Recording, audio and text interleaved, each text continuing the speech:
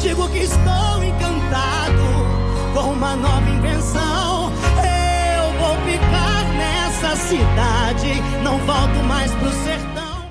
Um historiador, um escritor que vai entrar dentro de Momentos é um privilégio. Que maravilha. O professor Leandro Carnal já vendeu mais de 1,5 milhão de livros. É doutorado pela Universidade de São Paulo. Olá, Conceição. Olá. Tudo bem? Está tudo bem? O som está bom, Conceição? Agora melhorou? Agora está, sim. Eu coloquei os meus brincos tecnológicos. É, mas fica muito bem. Que ótimo. Que ótimo. Okay. Um prazer conversar com você, a estrela mais famosa de Portugal, do mundo. Nada. Obrigada, professor. O professor é que é essa estrela, o historiador mais requisitado do Brasil. O professor chega a fazer 2, 3 voos, não é? 2, 3 viagens, digamos assim, num dia. Não é incrível? Já fiz até mais, Conceição. É um otimista convicto e defende muito a questão da esperança. Diz que é preciso cultivar a esperança. Isso significa o que exatamente? Não acaba por ser uma ideia meio romântica ou está associada a esse otimismo e acaba por resultar efetivamente, professor? O romantismo, ele é muito pessimista. O romantismo foi pessimista, o iluminismo ironizava os otimistas. Voltaire escreveu, por exemplo, Cândido ou o Destino e colocou uma personagem que era totalmente otimista, que esse era o melhor dos mundos e que essa personagem era atacada de um otimismo quase doentio. Sou professor e sendo professor eu lido com jovens e eu não tenho direito a ser pessimista com jovens, porque eu tenho direito a não gostar da minha vida, do meu futuro, mas eu não posso dizer para um jovem que eles têm um fracasso diante de si. A função de professor é otimista. Outras funções podem ser pessimistas. Eu sou cronicamente otimista. Quem vai se salvar em um naufrágio? Os otimistas estratégicos. Aqueles que têm a ideia de que podem superar a crise e vão tomar medidas para superar a crise. Eu sempre acho que a racionalidade otimista, ela é a mais eficaz atitude diante de tudo. É dizer, exatamente. Por que é que você e eu tomamos alguns cuidados, por exemplo, com a aparência, se todos nós vamos morrer? Porque nós temos o otimismo que até aquilo ocorrer, a gente vai tentar manter uma certa dignidade. Esse é um otimismo quase insistente, orgulhoso. Patologicamente otimista. Exatamente. Eu acho o otimismo lógico desde que o otimismo não seja cego. O otimismo não pode ser cego. Inclusive, eu sempre digo aqui no Brasil que é muito importante, Conceição, que nós tenhamos um pessimista na equipe. Porque ele vai dar noção de risco. Você ligar a televisão na sua equipe, tem que ter gente ousada, ligada ao marketing, mas tem que ter um pessimista que lembre dos desafios do público, da complexidade das propagandas. Esse deve ser ouvido uma vez, depois dispensado, e aí vem o trabalho. Um pessimista no máximo, não é? Exatamente, isso. Não mais. Porque é o que a gente aguenta, é o que a gente aguenta. Aliás, é importante ter senso de realidade, mas nós precisamos, e isso existe em todos os campos. Eu acho que ser otimista é olhar para o seu filho adolescente e acreditar que ali vai surgir alguma coisa. A questão da agressividade, da violência, que eu acho que se tornou muito mais evidente. Eu não sei se o senhor nota também isso, até na própria linguagem, que se tornou muito mais agressiva. A história humana, inclusive a brasileira, é notavelmente violenta. Nós somos notavelmente violentos. Nós queimamos seres humanos acusados de serem cristãos novos ou de judeus escondidos, queimamos hereges, nós perseguimos mulheres, matamos o que supunhamos ser bruxas, nós promovemos o maior tráfico humano da história, que é a escravidão. A história do Brasil, em particular, é uma história muito violenta. Com a internet, você não tem mais o rosto original de alguém, e eu posso entrar com um pseudônimo, eu posso entrar com um avatar, eu posso entrar com uma imagem e me chamar de paulistano inquieto. E aí eu posso lhe atacar, porque eu não tenho mais rosto. Eu posso colocar algo ali naquela minha imagem. E aí a covardia, que é irmã do medo e é prima direta do ódio, ela entra em cena. Porque eu não preciso mais me arriscar. Na Praça Camões, indo para o Chiado, em Lisboa, se eu estiver passeando e eu xingar, insultar alguém na rua, corro o risco de apanhar, corro o risco de pelo menos ter um problema grave. É muito difícil para uma parte do público olhar para você, que é uma mulher inteligente, de sucesso e bonita. Isso é muito difícil. Não é fácil, acredite-me. Mexe com as pessoas, porque as pessoas ficam perguntando o que será que ela fez para estar lá? O que ela tem que eu não tenho? E a resposta é fácil, você não tem beleza, inteligência nem talento. Mas eu prefiro dar a resposta que você fez alguma coisa ilícita para chegar aí, que você está aí por algum outro motivo, etc. É muito difícil lidar com o sucesso. Então surgem os haters, surgem os odiadores das pessoas expostas à mídia. E aí não importa o que você faz. Não importa o que você faz. Eles vão atacar de qualquer maneira, não é? Eles vão atacar, porque você está de posse daquilo que é o mais desejado no mundo de hoje, que se chama, Conceição, fama. A fama é um objeto de troca muito poderoso. Ela garante quase tudo no nosso mundo. Então, quando as pessoas olham para, talvez, aquele que seja hoje o português mais famoso do mundo, que é Cristiano Ronaldo, olham para essas pessoas e pensam, elas têm que achar defeitos, elas têm que achar marcas, elas têm que achar algo que diminua a dor narcísica delas. Se for uma mulher... Isso é terrível, não é, professor? Até porque é curioso, quando se trata de bondade, as pessoas não se unem tanto. Mas nesse sentido em que o professor está a falar, que é as pessoas unirem-se facilmente para atacar, isso vê-se muito mais, não é? É porque a mediocridade e a dor, ela é mais comum do que o brilho e a pessoa bem resolvida. Encontrar alguém que não seja atacado de inveja, de cobiça, encontrar alguém psicanalizado, alguém que seja... tenha autoconhecimento, como queria Sócrates, encontrar alguém que tenha já dito quais são seus pontos fortes e fracos e que tenha um relativo equilíbrio sexual, que não quer dizer muito sexo ou pouco, mas equilíbrio, isto é uma minoria. Eu nem sei se eu me enquadro em todas essas virtudes, mas isso é certamente uma minoria dos séculos XVI, XVII e XVIII, que se você tivesse ouro, se Dom João V, o rei do ouro, teve ouro para construir Mafra, se ele tinha ouro é porque outros países não tinham. Logo, se você tem fama, deve ter sido retirada da minha. Que é o mesmo procedimento que os nazistas usavam, dizendo, os judeus na Alemanha têm o dinheiro que falta aos alemães. Esse sentimento equivocado, inteiramente errado, que dá origem ao antissemitismo, ele é muito forte entre as pessoas. Você tem a beleza que eu não tenho, você tem o carisma que eu não tenho, você tem a fama que eu não tenho. E é muito doloroso para mim. Por isso eu prefiro acreditar que você retirou de mim, como se você fosse uma mercantilista do século XVII. Essas pessoas devem ser muito infelizes também ao mesmo tempo. Em história, Conceição, nós historiadores acreditamos que todos os momentos sejam de transição. Em todas as épocas nós estamos mudando para um outro momento e uma outra percepção. Sempre houve, por exemplo, no Brasil, sempre houve, desde o período colonial até hoje, uma maioria da população negra. Sempre houve. O Brasil é um país de maioria negra, são 56%. Sempre houve no Brasil gays. Sempre houve no Brasil uma série de comportamentos que eram um desafio à elite brasileira.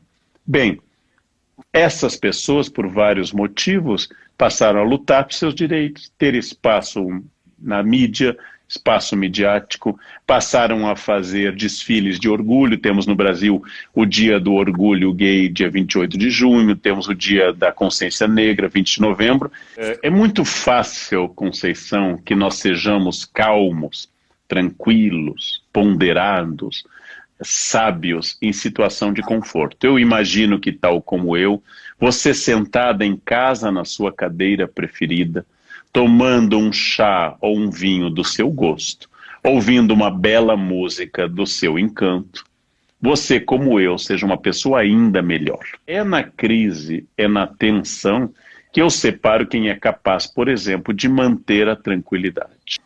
Temos os profissionais, temos os amadores. Isto faz-nos pensar na questão da estratégia, na questão da preparação que o professor defende muito, não é? Ou seja, daqui a 10 anos, eu pergunto, e quem é que estará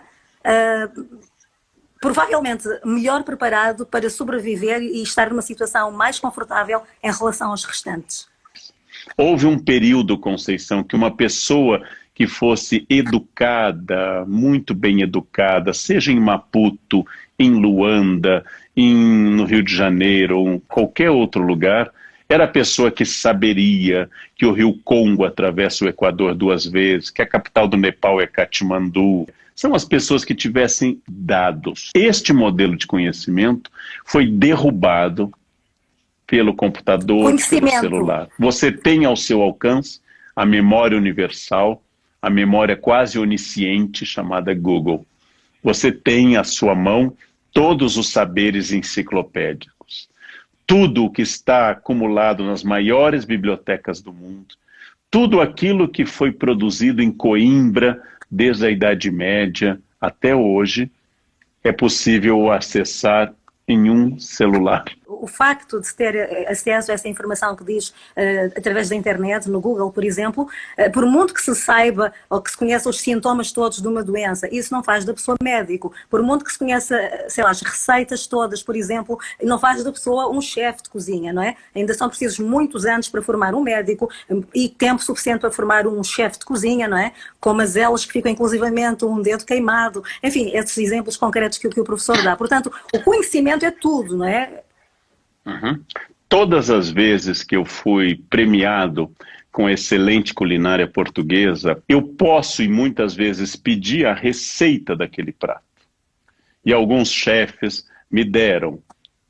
Eu não consigo reproduzi-las. Há algo que não está na receita, que é talento e tempo, que cria uma fantasia, que se eu posso procurar na internet que o terremoto de Lisboa, terremoto desse seu lado aí, que o grande terremoto de Lisboa, de 1º de novembro de 1755, ocorreu no dia de Todos os Santos, e as ruínas do Carmo mostram até hoje a força do evento, seguido de um maremoto. Esse dado pode ser obtido na internet. Como é que eu reconstituo essa história? Como eu recupero arquivos? Essa aprendizagem será para o resto da vida. Estaremos em constante atualização. Uhum. Eu vou lhe dar um exemplo, Conceição. Eu me formei em boas universidades, estudei fora do Brasil, e quando completei meus títulos para ser um professor universitário, ninguém me ensinou iluminação para live. Ninguém me ensinou como lidar com as luzes na internet. Ninguém me ensinou isso. Mas eu tive que aprender. Nós temos que mudar a maneira de fazer as coisas, e não apenas novas máquinas. Não? Nós temos que pensar a educação de outra forma. Não? O que é que o preocupa mais quando olha para esta geração? O senhor é professor, não é? Já disse aqui que tem a obrigação de ser otimista quase, não é? Incentivar os seus alunos, inclusivamente esta geração mais jovem, que não passou por aquilo que o senhor passou. No seu tempo a educação era muito diferente. Quer-nos dar alguns exemplos, comparando com este mundo líquido, como o senhor usa muito esta expressão, né? O mundo líquido, já agora se puder partilhar isso. Perfeito. Eu uso muito a expressão do sociólogo polonês-inglês Zygmunt Bauman, hoje falecido, que em vários livros lançou a expressão da pós-modernidade líquida, de um mundo sem fronteiras, instável, sem narrativas unificantes. Telefones eram um privilégio, pouquíssimas pessoas tinham telefone. Então, a comunicação tinha outra característica. Eu escrevia cartas para parentes europeus e a carta levava 3 meses para chegar, 3 meses para receber a resposta. Isso tudo era um mundo completamente diferente, mais lento. Então, esse saudosismo é muito típico de uma geração. No meu tempo, tudo dava certo. Quando eu era criança, ninguém assaltava. Eu pertenço a uma geração, Conceição, que lembra o primeiro dia em que eu usei um computador, que eu experimentei um iogurte de origem industrial, que eu usei uma escada rolante, uma escada automática. Mas eu acho que há coisas que eu estranho mais. Exemplo, nós morríamos de vergonha sobre aquilo que nós não sabíamos. Nós morríamos de vergonha sobre a nossa ignorância. E hoje eu encontro pessoas que se orgulham da sua ignorância. Isso eu estranho. Eu acho o mundo atual infinitamente melhor do que o mundo que me gerou. Inclusive, em relação a algumas concepções. Mas há uma coisa que me preocupa, você perguntou, há uma coisa que diminui meu otimismo. Talvez seja, Conceição, a única coisa que me tira completamente do sério, que me desestabiliza psiquicamente, que é o racismo. É muito difícil eu me controlar diante de alguém racista. O que eu lhe pergunto é, estamos também perante aquilo que será um grande desequilíbrio? Eu gosto da ideia de que racismo é uma doença porque ele não tem explicação natural, ele tem apenas análise sociológica. Eu não gosto da metáfora doença quando eu uso, porque doença não é algo que a pessoa seja culpada. O que é que o professor diria a quem passa pelos ataques e provocações raciais no dia a dia? O que é que se deve fazer? No caso daquilo que eu acredito como professor, passa por estratégia de médio e longo prazo, que é a educação. Ou seja, que os alunos sejam expostos à riqueza da cultura africana. No Brasil existe uma lei que obriga a ensinar história africana e não apenas populações escravizadas. Eu acredito que em 10, 20 ou 30 anos teremos uma mentalidade melhor. Mas existe um problema imediato, que não pode esperar 30 anos. Não pode esperar 30 anos. O Brasil tem uma legislação muito dura sobre racismo. Crime inafiançável e imprescritível. É uma lei muito dura. Ele é inafiançável, você não pode tirar da cadeia alguém que foi preso por racismo declarado, não tem fiança, e ele é imprescritível. Há muita gente a ouvir o que passa pelo mesmo, o professor já pode ajudar. Eu volto ao meu otimismo. Imagine que uma menina negra em Lisboa, em Évora, em Porto, em Cascais, em qualquer lugar hoje, essa menina negra agora olha para a televisão e lhe vê. Essa menina negra vê uma mulher negra de sucesso. Essa menina negra pode se espelhar em você, nos seus valores, na sua trajetória, e ela tem onde se pegar. E no momento que ela não compartilhar a ideia de que seu cabelo é feio, ela vai responder melhor ao idiota que a ataque. Mas é muito importante que quando uma menina tiver o seu lindo cabelo exposto, e alguém disser seu cabelo é feio, ela possa dizer, isso é problema seu imbecil. Eu adoro meu cabelo. Essa dor é sua, ela não é minha. Ela não é minha. Quer dizer, isso é uma maneira de você colocar representatividade, reforçando a autoestima. De que forma é que a ética se manifesta e como é que ela, de facto, torna a vida mais fácil em vários campos? A ética lhe torna mais sincero, a ética diminui seu medo, a ética impede que você viva com medo de ser descoberto. Então a ética é sempre um caminho que tranquiliza, melhora, estimula, produz, faz tudo mais interessante. Porque o mal, a falta de ética, a agressão, eles são eficazes, mas por pouco tempo. É estratégico ser ético. Porque você vai durar mais tempo, vai ter melhores amigos, vai dormir sem medo e vai envelhecer, porque os bandidos raramente envelhecem. Eles morrem assassinados ou presos, né? Você vai envelhecer, as pessoas com ética envelhecem.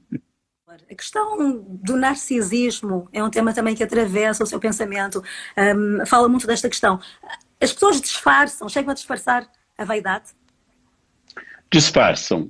Todos somos vaidosos. Eu sempre digo que nunca encontrei alguém humilde. Eu encontro pessoas que trabalham melhor com a vaidade e outros que trabalham pior com a vaidade. Se nós não fôssemos vaidosos, eu e você, não estaríamos nessa live. Então a vaidade motiva quase tudo que nós fazemos e agimos. Às vezes travestida, às vezes mascarada por não, eu quero divulgar boas ideias para as pessoas melhorarem. Não, vaidade é um grande motor da história, um grande impulso na história. Mas se eu não tiver controle dessa vaidade e consciência, eu me torno um ser perigoso. Isso nota-se muito nas redes sociais, não é, professor? Sim, porque as redes sociais permitem que você viva uma história, inclusive ficcional. Por exemplo, você tem um Natal com a sua família, o Natal foi um horror, seu cunhado ficou bêbado, né? Outras pessoas choraram, faltou comida, mas você publica uma foto linda e diz: família, que presente do universo. Porque essa é a família que você gostaria de ter tido, né? Você tem dias muito bons, tem dias muito ruins, e você publica a foto do seu dia bom, com a boa iluminação, você corrige defeitos com maquiagem, você lança a mão de recursos. O problema é se você começar a acreditar. Se pudesse recuar, mudava alguma coisa ou não? Por exemplo, continuaria a acordar às 4 da manhã? Eu gosto muito de acordar às 4, é muito produtivo e eu sou muito feliz com isso, né? Sou muito feliz com isso. Se eu pudesse recuar, o que eu teria mudado na adolescência e na juventude é aquilo que hoje eu tenho na idade madura. Eu teria me preocupado menos com a opinião dos outros. Isso eu só consegui na maturidade. E não foi fácil. Se eu fosse de novo alguém de 18 anos, eu mandaria mais, eu diria mais palavrões a algumas pessoas que queriam. O professor evitou tudo, não é? Maconha, como se diz aí no Brasil. Exatamente. Não é? Focou-se muito nos estudos e isso também criou um certo isolamento, não é? É muito interessante quando o professor diz que a questão de Shakespeare, né, que consumia maconha, mas se formos nós a fazer isso, seremos apenas uns maconheiros, né? Diga lá isso por palavras suas, que é incrível. Se eu pudesse voltar, eu teria mantido essa aversão a drogas. É importante dizer aos jovens: você é interessante sem drogas, drogas não levam a nada, drogas alimentam um tráfico que é violento em todos os lugares, especialmente no Brasil. Então, eu manteria isso, mas teria mandado mais pessoas para algum lugar. Acredito. Então, vamos concluir, professor. Vamos acabar com alguns maus hábitos. Chega de dizer bom dia no WhatsApp ou não? Bom dia no WhatsApp deveria dar cadeia também inafiançável. E frases clichê ao estilo: que você tenha um dia abençoado. Não, converse algo, diga algo seu, não uma frase pronta. Não use fórmulas. Comunique-se com afeto com as pessoas ou não se comunique. Não é obrigatório se comunicar todos os dias dizendo repetições e clichês. Mesmo, acabar com o dar o bom dia todos os dias no WhatsApp. E se esse bom dia vier acompanhado por um saco de flores, o que é que nós fazemos? Bloqueamos essa pessoa, né? No mínimo bloqueia e ela não vai saber que está bloqueada. Agora, diga algo seu, diga algo que você está sentindo, expresse ou pense, não é necessário comunicar com todo mundo, mas é isso. Também foi um grande prazer conversar, tivemos probleminhas técnicos com vocês, mas aquilo que foi possível foi um grande prazer. Eu espero poder conversar de novo e espero quando eu vá a Portugal que a gente possa ir a algum lugar seguro para um novo terremoto ou para um novo maremoto, algum lugar bem seguro e alto, que a gente possa estar. Muito obrigada. Obrigada a todos também que nos acompanharam. Foi realmente, eu concretizei um sonho, o professor já sabe, eu não consigo disfarçar isso. E agradeço o seu tempo, agradeço essa disponibilidade, agradeço essa frontalidade, essa sua humildade, essa forma tão incrível de se aproximar do grande público, que não é muito comum ver isso em pessoas que estão no patamar que o professor está. E eu valorizo também muito isso, portanto, um beijo grande de gratidão, acima de tudo, e até breve, vamos voltar a falar. Até breve. Muito obrigado, professor. Obrigado ao nosso público e até a próxima chance. Até logo. Até a próxima. Adeus. Eu vou ficar nessa cidade, não volto mais